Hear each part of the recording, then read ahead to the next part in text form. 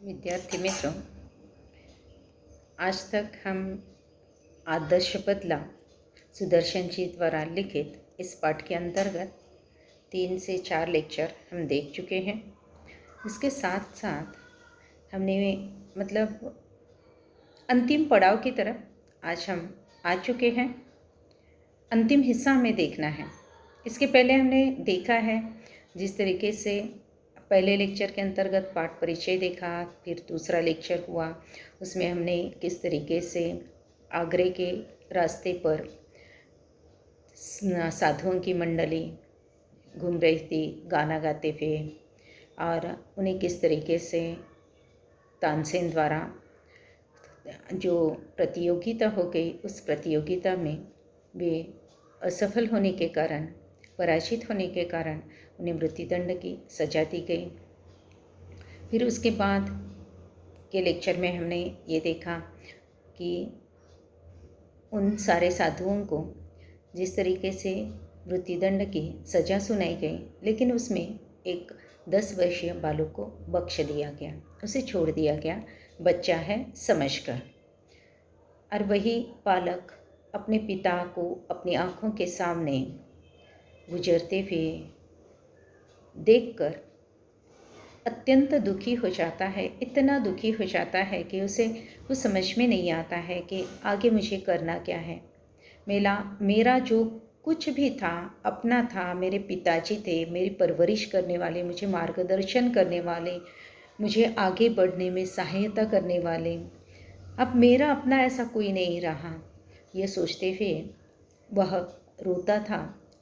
और उसी कुटिया में उस वक्त बाबा हरिदास, जो आगे चलकर बैजू बावरा के गुरु बन जाते हैं, उन्होंने उसे शांत कर दिया, बताया कि तू शांत हो जा पहले, और मेरे पास एक शस्त्र है कि जिससे तू अपने पिताजी की मौत का बदला ले सकता है, वह मैं तुझे शस्त्र दे दूँगा। बैजू बावरा बता, लेकिन उसे बाबा हरिदास बताते हैं कि उसके लिए लंबे समय की 12 साल लग जाएंगे। बैजू बावरा ने बता दिया कि 12 साल क्या, 12 जिंदगियां मैं देने के लिए तैयार हूँ, लेकिन मुझे मेरे पिताजी की मौत का बदला लेना है। बस उसी तरीके से आगे के लेक्चर में हमने देखा कि किस तरीके से बैजू बावरा बाबा हरिदास जी जो गुरु है, उनके द्वारा दी गई शिक्षा में लीनता के साथ, तल्लीनता के साथ अभ्यास करता रहा, रियाज करता रहा, और आगे चलकर वह 12 सालों की तपश्चर्या के पश्चात एक दिन बदला लेने का समय आ जाता है।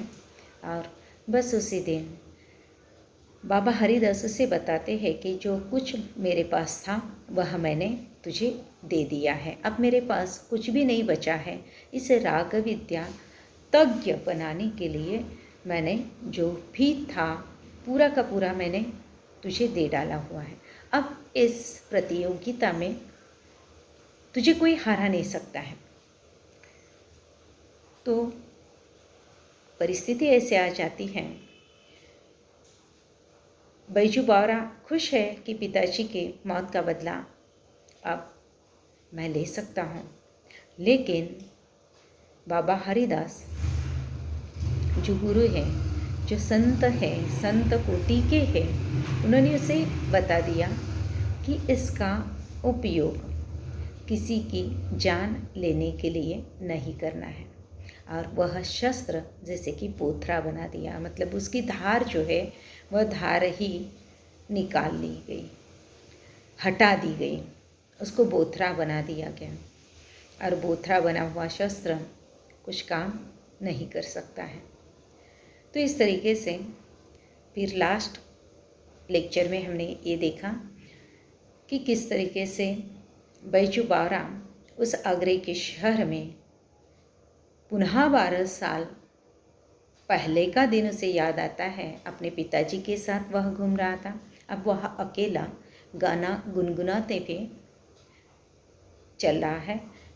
और इतने में शहर में जैसे कि सभी को पता चल जाता है, और बादशाह के सिपाही आकर बैजू बावरा को पकड़ कर ले जाते हैं। लेकिन बात ऐसे हो जाती है, इस बार कोई ये सामान्य बालक नहीं है। 12 साल की तपश्चर्या, गान विज्ञा में प्रवीण ऐसा ये बैजू बावरा है। और वह जैसे रास्ते से गीत गाते हुए गुजर रहा है, गुजरते समय लोग सुनते रहते हैं, जैसे कि लीन हो जाते हैं, बस सुनते रहें, यही हर एक की इच्छा होती है। आगे चलकर ये आकर रुक जाते हैं अकबर बादशाह के दरबार के सामने। अकबर बादशाह तानसेन वहाँ पर उपस्थित होते हैं और ये बता देते हैं कि कल सुबह ये गाना प्रतियोगिता गांव से मतलब शहर से बाहर बगीचे में होगी। वहाँ पर शामियाना लगता है, बहुत सी तैयारियाँ हो जाती है, सारे लोग सज धज कर सुबह के मौसम में वहाँ पर उपस्थित हो जाते हैं। सामने बैजू बावरा बैठा हुआ है और यहाँ पर मंच पर विराजमान अकबर बादशाह और एक तरफ जैसे कि तानसेन बैठा हुआ है और दोनों में गाना प्रतियोगिता शुरू हो जाती है। तानसेन जो भी प्रश्न पूछता है, बैजू बावरा हर एक प्रश्न का उत्तर दे देता है। और फिर उसके बाद जो उसने सितार हाथ में ली है, देखिए उसकी सितार जैसे बजती है, लोग सारे ब्रह्मानंद में लीन हो जाते हैं और इतने लीन हो जाते हैं कि अपनी सुधि हार जाते हैं। और अब किसी की इच्छा नहीं है तानसेन को सुनने को, हर एक की चाहत बस यही है कि बैजू बावरा गाए और हम सुने। इस तरह की स्थिति यहाँ पर बैजू बावरा ने अपनी राग विद्या प्रावीण्य वहाँ पर अकबर बादशाह के सामने उसने दिखा दिया। तो दोस्तों देखिए ना, अगर हम कड़ी मेहनत करते हैं, तपश्चर्या करते हैं, तो निश्चित जीत हो जाती है। देखिए, हमें कोई हरा नहीं सकता है। ये सामर्थ्य हर एक व्यक्ति में होता है। ये बैजू बावरा ने यहाँ पर दिखा दिया है। बस इच्छा शक्ति, प्रचंड इच्छा शक्ति की ज़रूरत है और इस इच्छा शक्ति के आधार पर हम बहुत कुछ हासिल कर सकते हैं। हमें जो चाहिए, हम जो चाहते हैं, जो हमारे जीवन का गोल है, उसे हम आराम से पा सकते हैं। तो आगे देखते हैं आज के लेक्चर में अंतिम पड़ाव हमें देखना है। देखें, लोगों ने देखा और हैरान रह गए। कुछ हरिन छलांगे मारते हुए आगे आए और बैजू बावरा के पास खड़े हो गए। बैजू बावरा सितार बजाता रहा, बजाता रहा, बजाता रहा। वे हरिन सुनते रहे, सुनते रहे, सुनते रहे और दर्शक यह असाधारण दृश्य देखते रहे, देखते रहे, देखते रहे। हरिन मस्त और बेसुध थे। बैजू बावरा ने सितार हाथ से रख दी और अपने गले से फूलमालाएं उतारकर उन्हें पहना दी। फूलों के स्पर्श से हरिनों को सूध आई और वे चौकड़ी भरते हुए गायब हो गए। बैजू ने कहा, तानसेन, मेरी फूलमालाएं यहाँ मंगवा दो। मैं तब जानूं कि आप राग विद्या जानते हैं।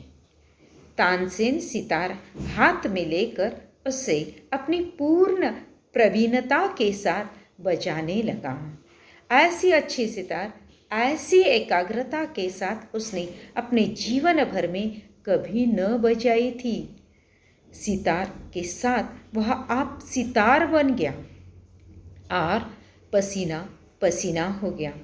उसको अपने तन की सुधि न थी और सितार के बिना संसार में उसके लिए और कुछ न था। आज उसने वह बजाया जो कभी न बजाया था। आज उसने वह बजाया जो कभी न बजा सकता था। वह सितार की बाजी न थी, यह जीवन और मृत्यु की बाजी थी। आज तक उसने अनाड़ी देखे थे, आज उसके सामने एक उस्ताद बैठा था। कितना ऊंचा, कितना गहरा, कितना महान। आज वह अपनी पूरी कला दिखा देना चाहता था। आज वह किसी तरह भी जीतना चाहता था। आज वह किसी भी तरह जीते रहना चाहता था। बहुत समय बीत गया, सितार बजती रही, अंगुलियां दुखने लगी, मगर लोगों ने आज तानसेन को पसंद न किया। सूरज और जुगनू का मुकाबला भी क्या, आज से पहले उन्होंने जुगनू देखे थे, आज उन्होंने सूरज देख लिया था। बहुत चेष्टा करने पर भी जब कोई हरिण न आया तो तानसेन की आंखों के सामने मौत नाचने लगी। देह पसीना पसीना हो गई, लज्जा ने मुखमंडल लाल कर दिया। आखिर खिसियाना होकर बोला, वे हरिण अचानक इधर आ निकले थे। राग की तासीर से न आए थे। हिम्मत है तो अब दोबारा बुलाकर दिखाओ। बैजू बावरा मुस्कुराया और धीरे से बोला, बहुत अच्छा, दोबारा बुलाकर दिखा देता हूँ। यह कहकर उसने फिर सितार पकड़ ली। एक बार फिर संगीत लहरी वायुमंडल में लहराने लगी। फिर सुनने वाले संगीत सागर की तरंगों में डूबने लगे। हरिण बैजू बावरा के पास फिर आए। वे ही हिरन जिनकी गर्दन में फूलमालाएं पहनी हुई थी और जो राग की सुरीली ध्वनि के जादू से बुलाए गए थे। बैजू बावरा ने मालाएं उतार ली और हरिण कूदते हुए जिधर से आए थे उधर को चले गए। तो यहाँ हम देखते हैं राग विद्या के अंतर्गत अब जो प्रतियोगिता चल रहे हैं, सारे प्रश्न जो तानसेन ने पूछे हैं, इन सारे प्रश्नों के उत्तर बैजू बावरा ने एक से एक बढ़कर दे दिया है। अब सवाल ये उठता है, अकबर बादशाह सामने उपस्थित है, बैठे हुए हैं, मंच पर विराजमान है, देखिए। और अब तानसेन के सामने एक मन में डर बैठा हुआ है कि ये अब जीतने वाला है, इसको अब मैं हरा नहीं सकता हूँ। इस बात का एहसास उसे मन ही मन में हो चुका है, देखिए। और इसलिए वह क्या करता है, जिस तरीके से बैजू बावरा ने उसे बता दिया कि अभी जो तुम कह रहे हो कि उन हिरणों को पुनः बुलाओ, उसने अपनी पूरी कोशिश की है, देखिए, उन हिरणों को बुलाने के लिए बहुत कोशिश करता है। आज तक जो उसने नहीं गाया था, उसकी सुरीली आवाज़ पूरी कोशिश के साथ, पूरी प्रावीण्य के साथ, पूरी कौशल्य के साथ वह प्रयत्न करता है, लेकिन वह असफल रह जाता है। उन हरिणों को बुला नहीं पाता है, हरिण नहीं आते हैं, फिर हार कर, लेकिन हार कैसे माने, आज तक जीतने वाला तानसेन अब वह बताता है बैजू बावरा को, ये हरिण तुम्हारे गाने की तान सुनकर नहीं आए, ये ऐसे ही इस जंगल से, वन से गुजरते हुए यहाँ आ गए, बस और कुछ नहीं। तो बात ये हो जाती है, वह बताता है, तानसेन बताता है बैजू बावरा को, तुम पुनः उन हरिणों को बुलाकर दिखाओ। बैजू बावरा कहता है, ठीक है, मैं अभी आपके सामने, सारे उपस्थित जनों के सामने उन्हीं हरिणों को बुलाकर दिखाता हूँ। और जैसे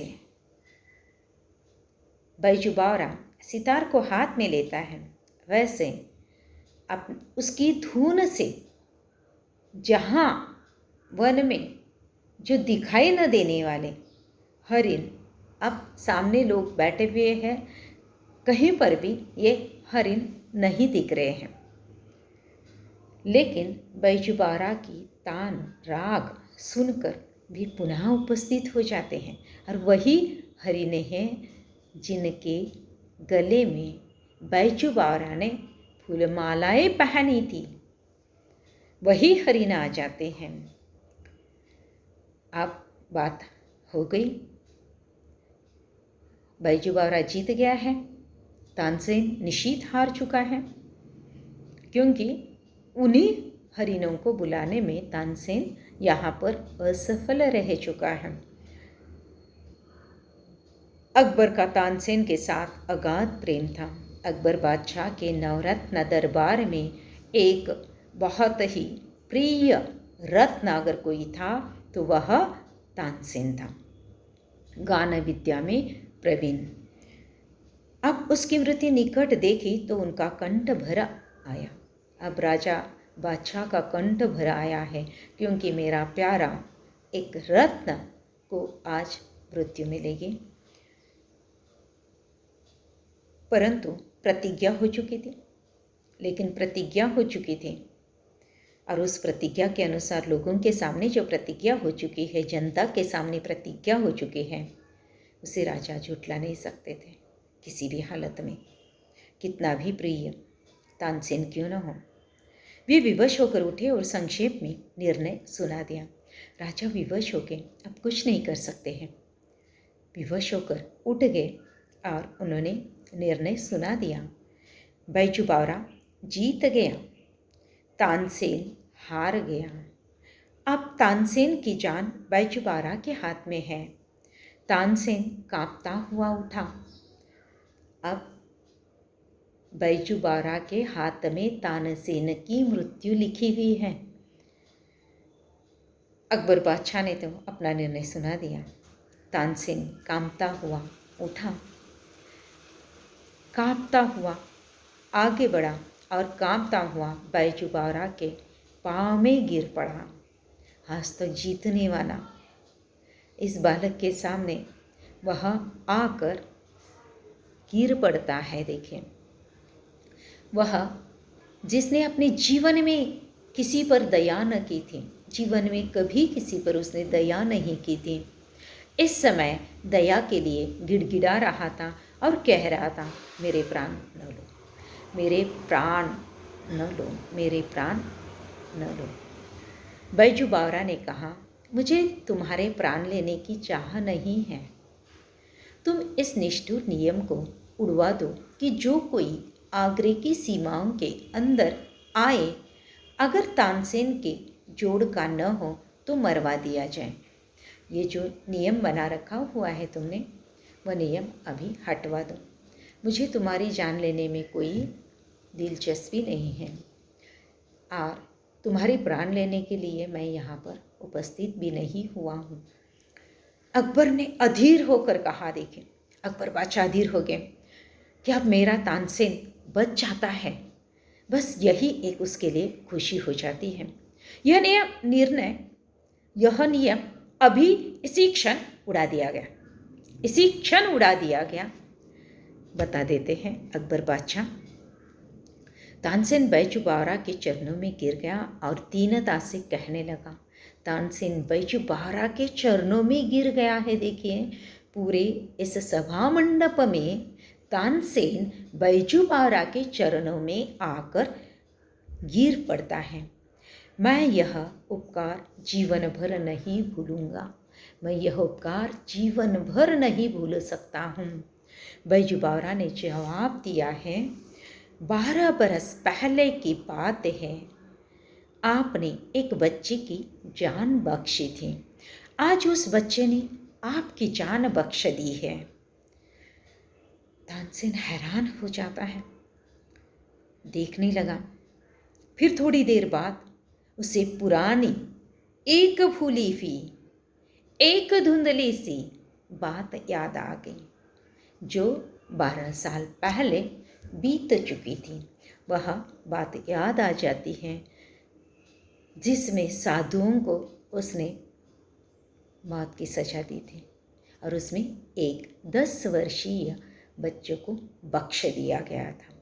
और ये बात यहाँ पर समाप्त हो जाती है। तानसेन हार जाता है। जिंदगी भर, पूरी जिंदगी हमेशा जीत, ऐसा कोई नहीं होता है। कभी ना कभी हार भी जाना बहुत ज़रूरी होता है और कोई ना कोई हराने वाला होता ही है। यह हमेशा याद रखना है कि हमें घमंड नहीं होना चाहिए। हमारे पास कितना भी कौशल्य, कितनी भी अच्छी क्षमता, दुनिया में सबसे अलग भी हम क्यों न हों, लेकिन हमें अपनी बात पर कभी घमंड नहीं होना चाहिए। यही बात इस आदर्श बदला के द्वारा हमें स्पष्ट की गई है, बताया गया है। घमंड में आने से मौत निश्चित होती है, देखिए दोस्तों। और इसीलिए घमंड नहीं करना है और बदला भी लेना है तो इस तरीके से आदर्शवत होना चाहिए, किसी को हानि नहीं पहुंचनी चाहिए। यही आदर्श बदला के माध्यम से एक आदर्श कहानी के द्वारा सुदर्शन जी ने बखूबी, बहुत सुंदर ढंग से, बहुत अच्छी तरीके से हमें समझाने की कोशिश की है। इसे हम अपने जीवन में कुछ थोड़ा से अंश भी ले लेते हैं, ग्रहण करते हैं और उस तरीके से चलने की कोशिश करते हैं तो बहुत बढ़िया बन सकता है। हमारे जीवन को मार्गक्रमण करने के लिए एक मार्गदर्शक की तरह से, मनोरंजनात्मक भी क्यों न हो, लेकिन फिर भी उससे हमें कुछ सीख जरूर मिलती है, यह हमें ध्यान में रखना है। तो आगे के लेक्चर में हम कृति पत्रिका देख लेंगे और कल हम 4 बजे ऑनलाइन लेक्चर ले लेंगे, ठीक है। कितने विद्यार्थियों को संभव है ये मुझे आपने ग्रुप में बता देना है। अगर किसी को असंभव भी है, बहुत सारे के सारे लोगों को संभव हो ये तो हो नहीं सकता है, लेकिन जितने भी लोगों को संभव होगा लाइव लेक्चर, ऑनलाइन लेक्चर लेने की हम एक पहला प्रयत्न करते हैं, देखते हैं कितने लोग उपस्थित होते हैं, बताने के लिए भी अच्छा रहेगा, ठीक है। आज के लिए यहाँ पर विराम लेते हैं और कृति पत्रिका आपने लिखना है, अलग से नोटबुक बनाना है हिंदी अपने विषय के लिए, और आगे का लेक्चर हम ऑनलाइन लेंगे कल शाम 5 बजे, ठीक है। आज के लिए यहाँ पर हम रुक जाते हैं।